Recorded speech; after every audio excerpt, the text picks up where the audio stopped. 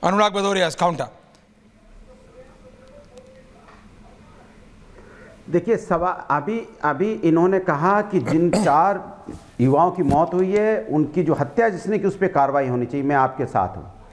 Videography निकालिए और उस पर ठोक के कार्रवाई कीजिए। जिन लोगों की जिनकी गोली से उनकी मौत हुई है बिल्कुल कार्रवाई करनी चाहिए। कौन है वो लोग जिन्होंने गोली चलाई है, उनकी मौत हुई है, बिल्कुल होना चाहिए। फिर भागिएगा नहीं, जब वो पकड़े जाए तो फिर इधर उधर की बातें करने लगे। नहीं नहीं नहीं नहीं, अरे वो आपकी पार्टी के लोग निकलेंगे, ये नहीं हुआ, ठोक के कार्रवाई होनी चाहिए। कौन है वो लोग जिसने गोली चला के मारा? आपकी पार्टी के लोग निकलेंगे, परेशान मत होइए। आप ही अभी दूसरी बात, आप ही रोएंगे अभी। जहां संविधान और न्यायपालिका की बात होती है, संविधान और न्यायपालिका का अगर कोई सम्मान करता है तो समाजवादी लोग करते हैं। आप तो संविधान और न्यायपालिका को कहां मानते हैं? वो संविधान और न्यायपालिका को मानते तो आज आप कह रहे होते कि संविधान की रक्षा के लिए वहां पे व्यवस्था होनी चाहिए थी, जो व्यवस्था नहीं हुई। रातों रात पत्थर कैसे आ गए वहां पे? रातों रात नकाबपोश कैसे आ गए? कौन है नकाबपोश? कहां से आ गए अचानक? कैसे भीड़ हो गई? कैसे क्या फेलियर हो गया प्रशासन का? कमाल है, अपनी जिम्मेदारी से भागने के लिए उधर उंगली करते रहते हो समाजवादी की तरफ। ये देखो समाजवादी, ये देखो समाजवादी। कमाल की बात कर रहे हो आप। प्रशासन फेल हो जाता है आपका और उंगली समाजवादी की तरफ देते हो। आप सोचिए, बिल्कुल सही कहा रशीदी जी ने। रामगोपाल मिश्रा जी की मौत हुई थी, हम सब ने, पूरे देश ने कहा था, पूरे देश ने कहा था 4 बच्चों की मौत हुई है। किसकी गलती की वजह से हुई है? किसकी नाकामी की वजह से हुई है? किसकी फेलियर की वजह से हुई है? वो बच्चे कौन थे? कैसे आए? क्या वो पत्थर मारने में शामिल थे या निर्दोष थे? उसकी भी इंक्वायरी होनी चाहिए। वो कौन थे वो लोग जो बच्चे मारे गए? जिसकी मां कह रही है मेरा बेटा तो वहां पे गया था सामान लेने के लिए, फिर उसको गोली लग गई। ये पता चलना चाहिए ना कि आखिर वो 4 जिनकी मौत हुई है, क्या वो दंगे में शामिल थे या निर्दोष थे? ये पता चलना चाहिए ना। अगर निर्दोष थे तो जिम्मेदार कौन होगा? ये जिम्मेदारी कौन लेगा? क्या जिम्मेदारी सरकार लेगी? अगर वो निर्दोष निकले तो ये तो पता चलना चाहिए ना कि निर्दोष थे कि नहीं थे। आप पहले जजमेंट दे देते हैं। कमाल की बात कर रहे हो, किसी के घर का बच्चा चला गया, आप जजमेंट दे रहे हो उसके बारे में कुछ। बिल्कुल अनुराग भदौरिया, किसी के घर का बच्चा, किसी के घर का चिराग, हिंदू मुसलमान सिख ईसाई, ये सब आप राजनेताओं को समझ आता है। ये बात समझिए, ये डिबेट में बोलना आसान होता है ठीक नहीं है कि वो मां कह रही है कि मेरा तो बेटा सामान लेने गया था, वहां क्या हुआ। ये आपके नेता को नहीं सोचना चाहिए था वो टिप्पणी देने के लिए, जिस टिप्पणी से आप बच रहे हैं बार बार, कि अगर ऐसा कोर्ट के ऑर्डर आएंगे तो पत्थरबाजी होगी। अनुराग भदौरिया, चू नहीं निकला, चू आपके मुंह से कि वो गलत है। चू अभी भी आप नीचे देख रहे हैं, बगले झांक रहे हैं। Anurag ji, I asked the administration, I asked police, कैसे होने दिया? अगर सपा या कोई वो जो एलिगेशन लगा रहे हैं कि सपा ये कर रही है, तो मैं कह रहा हूं आपने होने कैसे दिया? आपने सपा को सक्सेसफुल कैसे होने दिया? या उसको भी, किसी को भी जो इस तरह से दंगे करना चाहता है। लेकिन अनुराग भदौरिया, आपके नेता और इतने सीनियर नेता इस तरह की टिप्पणी दे रहे हैं। अनुराग भदौरिया, अगर जज साहब से अगर आप सेटिस्फाइड नहीं है, अगर आप जुडिशरी से सेटिस्फाइड नहीं है, अगर आप कोर्ट के डिसीजन से सेटिस्फाइड नहीं है, जो अभी सरवर साहब ने कहा एवरीवन ऑन एयर, तो आप बड़े कोर्ट में जाइए। वो प्रणाली है, वो संविधान है, वो कॉन्स्टिट्यूशन है। सरवर साहब, आप डिसएग्री करते हैं पर्सनली, जाइए, सड़क पर थोड़ी लड़ेंगे, पत्थर थोड़ी मारेंगे।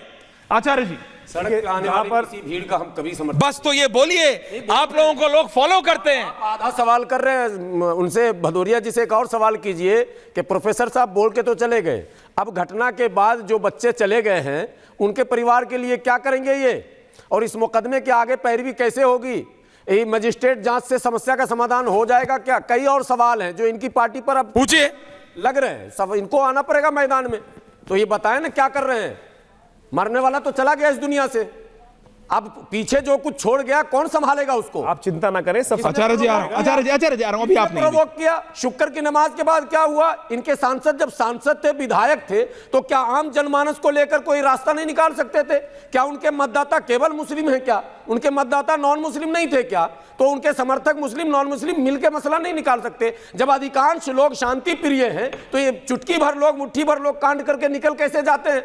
तो सवाल सबसे यही है हमारा।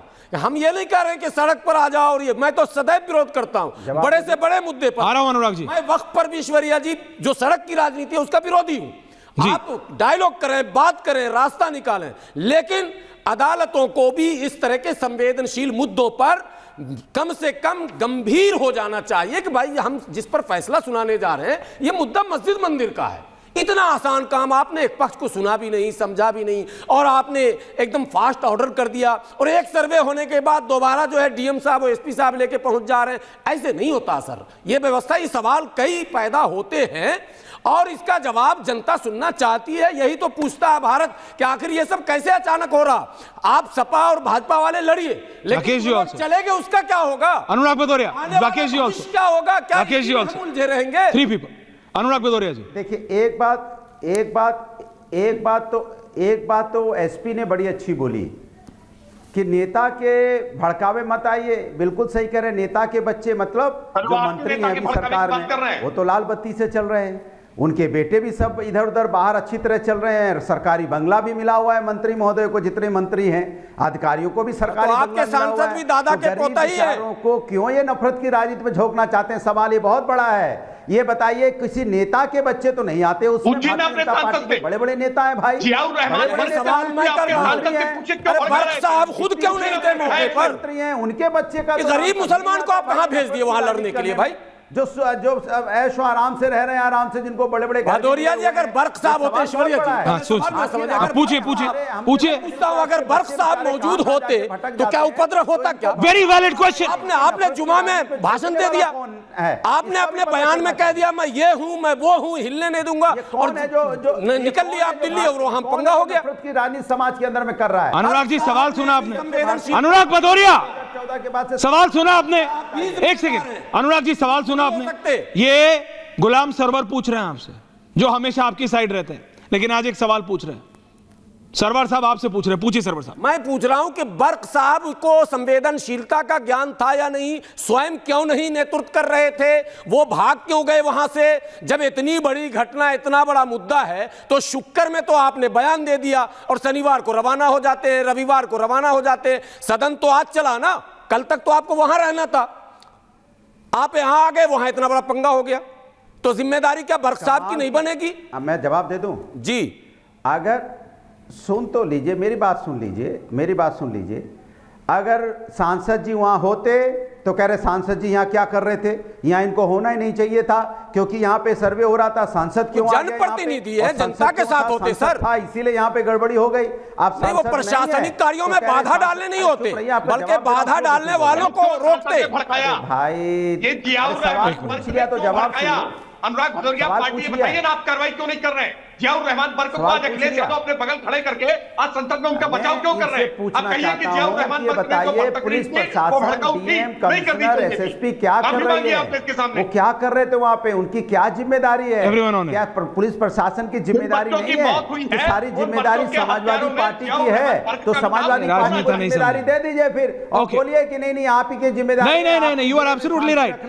एडमिनिस्ट्रेशन, सरकार करनी है, आपको भी सारा भैया जो भी हो, जिसके ऊपर राकेश त्रिपाठी जी इल्जाम लगा रहे हैं, वो आदमी सक्सेसफुल कैसे हो गए? ये तो कमाल है। वो आदमी सक्सेसफुल कैसे हो गए? जिम्मेदारी तो राकेश जी की है।